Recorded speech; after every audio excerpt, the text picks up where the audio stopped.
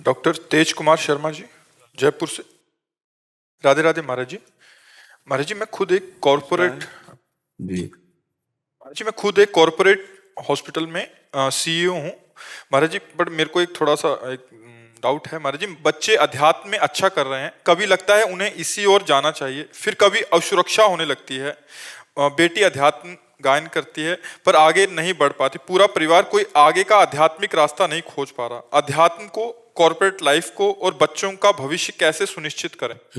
आज हम स्कूल के बच्चे खड़े थे तो बच्चों को दुलार करते हैं। जैसे स्कूल के बच्चे आए ना, एक शब्दावली जरूर बोलते हैं उनसे।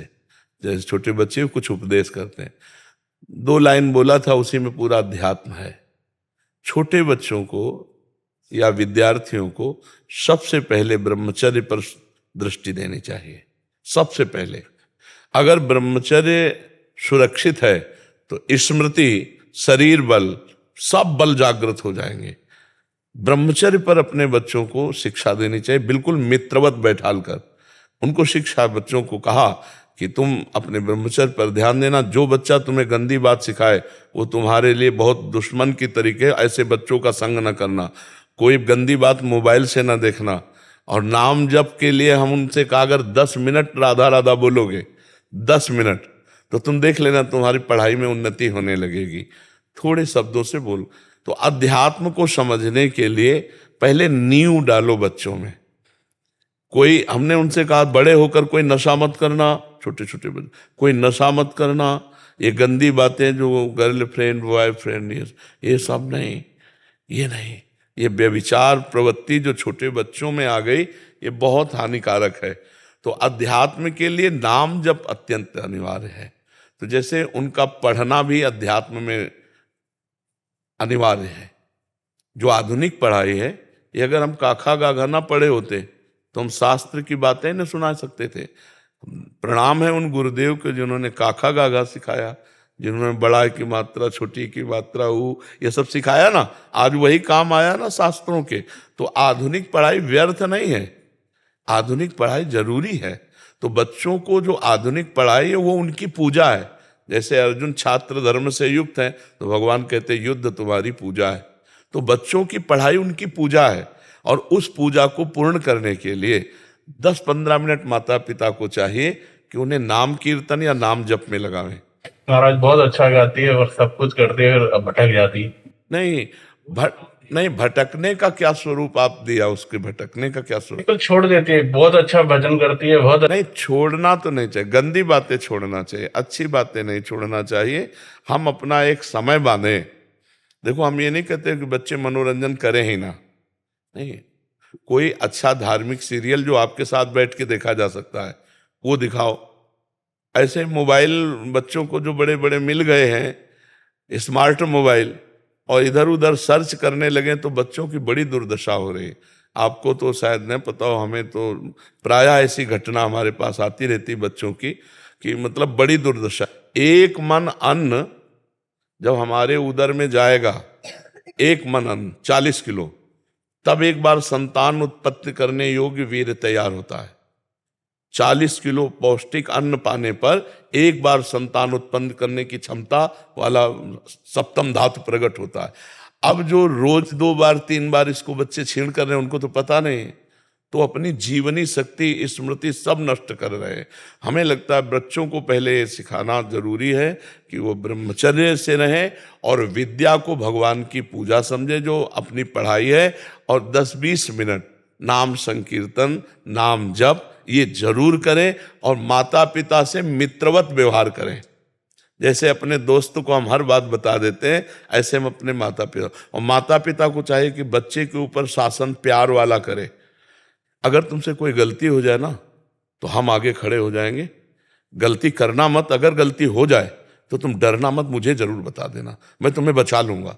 ऐसे बच्चों से बात की जाती है। आजकल माता पिता ऐसी उद्दंडता करते हैं जो बच्चों को संभाल नहीं पाते। फिर बच्चे ऐसी समस्या में फंस जाते हैं कि उनको एक ही रास्ता दिखाई देता है, शरीर को तो इसलिए बहुत संभाल के, ये हमारे देश के भविष्य हैं, जो बच्चे बच्चियां हैं ये देश के भविष्य हैं, इनको सुंदर पढ़ाओ, ये पूजा है आपकी, इनको पढ़ाओ। अच्छा, वृक्ष को जैसे हम सेट करते हैं वैसे ही उसका स्वरूप आ जाता है, बांध करके उसको ऐसे ऐसे इनको हमारे दृष्टि में होना चाहिए। तुम्हें मोबाइल चेक करना चाहिए बच्चों के, पर बड़े चतुर हैं, पूरा उसका डेटा ही उड़ा देंगे, ऐसे बच्चे हैं। पर कोशिश करना चाहिए कि उनकी गलतियों को हम समझें, स्कूल जाना चाहिए, मास्टर से मिलना चाहिए और बच्चों से मिलना चाहिए, क्या चरित्र इसकी जांच करना चाहिए, क्योंकि छोटे छोटे बच्चे चरित्रहीन हो रहे हैं। अगर चरित्रहीन हो गए तो फिर आगे क्या उन्नति करेंगे। तो इसलिए हमारी सबसे प्रार्थना है बच्चों से भी कि आप अच्छे चरित्र वाले बने, और माता पिता को प्रार्थना है कि बच्चों से मित्रवत व्यवहार किया जाए। समय का होता है ना, अब बच्चे इतने प्रवीण नहीं कि आपकी डांट को वो प्यार समझें, तो अब वो काट थोड़ी डालेंगे, वो तो उनका एक प्यार है जो एक शासन कर रहा है। लेकिन बच्चे इस बात से भयभीत हो जाते हैं, अगर पापा ये बात जान गए, मम्मी ये बात जान गई, अब वो अंदर ही अंदर घुटता रहता है और उसको कई तरह से टॉर्चर होता है दिमाग का बच्चों के साथ। तो हमें लगता है कि ये बच्चों को उन्नतिशील बनाने के लिए परिवार में कोई उनका शोषण न करे, ये भी बात ध्यान रखनी है। परिवार के जन, रिश्तेदार के जन ये शोषण न कर पाए, क्योंकि हमारे पास कई ऐसी शिकायतें आती हैं कि बच्चियों का परिवार में ही शोषण होता है, मामा भांजे, रिश्ते नाते, और यहाँ तक कि कहने में शर्म लगती पिता के द्वारा भी ऐसा, मतलब हमारे सामने। तो ऐसी रक्षा की जाए, हमारे भारत के भविष्य है, तो इसलिए अपने बच्चों का जीवन पवित्र रखो और नजर रखो कोई रिश्तेदार नातेदार, ये अबोध बच्चे हैं, इन पर कहीं गलत हरकत ना करे।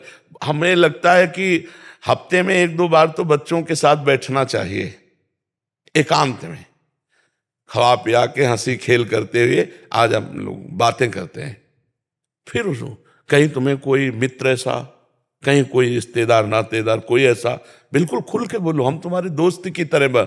ऐसे बच्चों को प्रेम देना चाहिए। अगर वो फेल हो जाते हैं तो हम मित्रवत व्यवहार उस समय करें, कोई बात नहीं, हम फिर मेहनत करके पैसा लगाएंगे, आप पढ़ने में ध्यान दीजिए। इस बार कमजोर पढ़ाई की, हमें लगता है इसलिए फेल हो गए, आप प्रयास कीजिए।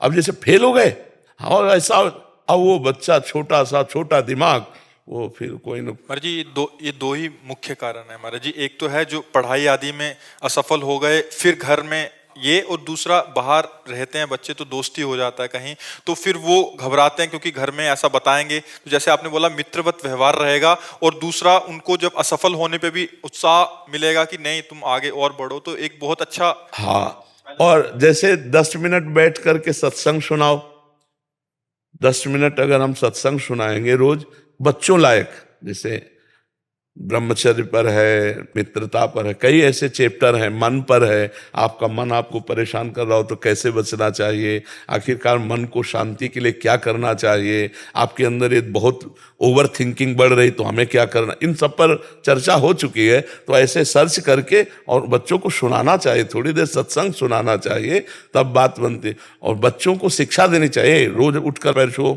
मम्मी के पैर छुओ, ऐसे कहना चाहिए, बच्चों को लगाना चाहिए। हम लोगों को सिखाया गया था, इस सुबह उठो, पहले हाथ के कराग्रे वस्ते लक्ष्मी कर बदे, पृथ्वी माता के पैर छू, फिर उठकर पिताजी माताजी सब बड़े जनों के पैर छू। ऐसा भगवान भी करते थे। प्रातः काल उठ के रघुनाथा मात पिता गुरु नावयम। कौन सा बच्चा करता है, बिरला ही कोई कर। आप अपने मम्मी पापा के पैर छूते हो? सच्ची बताना रोज। आज क्या जन्मदिन है प्रभु जी, अच्छा। आज भी पैर नहीं छुए सुबह। तो आप ऐसे ऐसे आपने ऐसे ऐसे कह, झूठ ना मत बोलो। अगर आप कह देते कि मैं नहीं छूता तो मैं प्रसन्न हो जाता, आपने झूठ बोला, ये गलत संस्कार है आपके। आप अच्छे बच्चे बनो। बहुत डांट तो लगेगी, डांट से नहीं डरना, लेकिन झूठ से तुम्हारे ऊपर विश्वास खत्म हो जाएगा।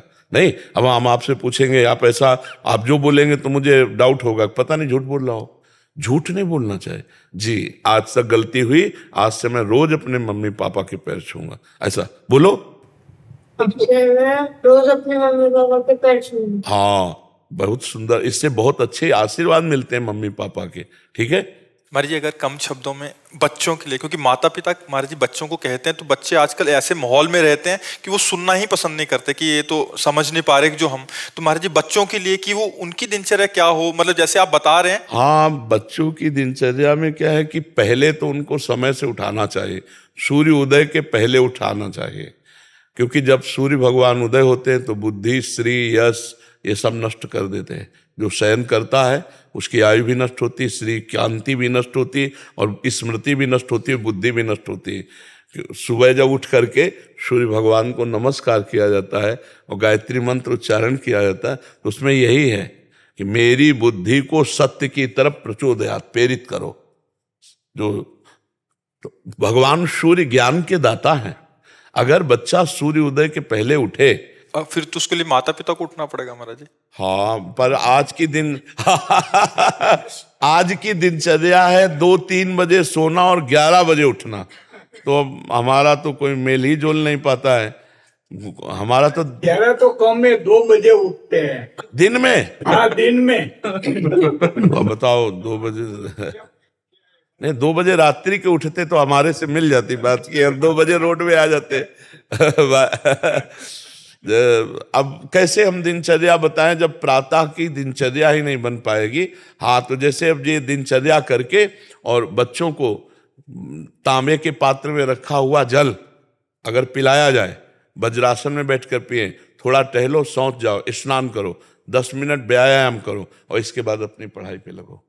तांबे के जो पात्र में रात भर जल रखा रहा है उसमें पावर होता है, बौद्धिक शक्ति और पेट साफ करने का पवित्र जल होता है। अगर उसको गर्म कर लेते हैं तो पेट के लिए और लाभदायक होगा। थोड़ा हम गर्म करके उस जल को लेकर शौच करके, स्नान करके व्यायाम करें और व्यायाम करके पढ़ाई करें, और हम उस पढ़ाई के समय ये भाव करें ये हमारे भगवान की पूजा है। क्योंकि बच्चों को ज़्यादा पूजा पाठ में, पढ़ाई में लगाओ, पढ़ाई करें, और इसके बाद जब बाल भोग पाने का समय तो 10 मिनट राधा नाम कीर्तन करो और वो बाल भोग पाओ। 10 मिनट नाम के बाल भोग और फिर अपने स्कूल जाओ। मोबाइल आदि दे तो उनकी सावधानी रखे, और शाम के शयन करते समय बच्चे को चाहिए 10 मिनट भगवान नाम स्मरण करते हुए ये देखे कि हमसे आज कौन सी गलती हुई, और वो उस गलती को बार बार सोचे कि आगे से गलती नहीं होगी। अगर वो नहीं समझ में आ रहा तो अपनी गलती माता पिता से बतावे, तो माता पिता उसको समझावे। पर बात यहाँ यही फंसती है कि माता पिता नहीं सुधार पे चल रहे, नहीं भजन कर रहे, ना अध्यात्म को समझ रहे, ना दिनचर्या। अब जैसे बच्चा है और वो गर्भ में है और फिर सहवास करते हैं, फिर मैथुन करते हैं, तो उस बच्चे के ऊपर ऐसे काम के संस्कार जागृत होंगे कि वो जन्मई से कामांध होगा, आप ये समझ लो। और उसके ऊपर बहुत खूब प्रभाव पड़ता है। जिस दिन से गर्भ हो जाए उस दिन से माता पिता को ब्रह्मचर्य रहना। कौन माता पिता ब्रह्मचारी रहने, मतलब गर्भ की जो संस्कार प्रवृत्तियां हैं वो देने के लिए पहला लक्षण होता है। जब दिन माता को पता चल गया अब गर्भ हो गया तो अब सहवास बंद, जब तक बालक का प्रादुर्भाव नहीं होगा, और फिर शब्द तो उस तब तक ब्रह्मचर्य। अब इतनी क्षमता माता पिता में रह नहीं गई। माता पिता भागवतिक चिंतन करें, भागवतिक पवित्र भोजन बनाएं, भगवान को भोग लगाए, बच्चों को पढ़ाएं, तो उनसे उनकी बुद्धि शुद्ध हो। अब ये सब होता होगा किन्हीं किन्हीं घरों में, लेकिन सब घरों में तो ऐसा नहीं होता होगा। पर ये जो प्रथा चली 11 बजे, 12 बजे, 1 बजे तक सोने की दिन की, ये बिल्कुल बुद्धि को भ्रष्ट कर देगी। सूर्य भगवान के उदय होते जो आदर नहीं करता भगवान सूर्य का, तो कम से कम उठ जाए, इतना आदर कर ले कि सैया छोड़ दे। मान लो ना अर्घ दे ना संध्या करे, उसकी बुद्धि नहीं काम कर रही, पर इतना तो कर दे। अब बताओ जब आप कहते हो कि 2-2 बजे दिन तक लोग सोते हैं। हाँ, एक यहाँ भगत जी आए थे, उन्होंने कहा 11 बजे के पहले तो मिल ही नहीं सकते, क्योंकि 11 बजे तो हम सो के उठते हैं, और यहाँ 11 बजे हमारी सारी दिनचर्या समाप्त हो जाती है 12 बजे रात्र से। और सबसे बड़ी बच्चों के लिए दिनचर्या ये है कि वो कभी भी गंदे बच्चों का संग ना करें, मोबाइल से गंदी बातें ना देखें, गंदी कोई क्रिया ना करें, तो लड़कते पड़कते वो भगवान की तरफ, अध्यात्म की तरफ चल सकते हैं। लेकिन गंदे आचरण करेंगे फिर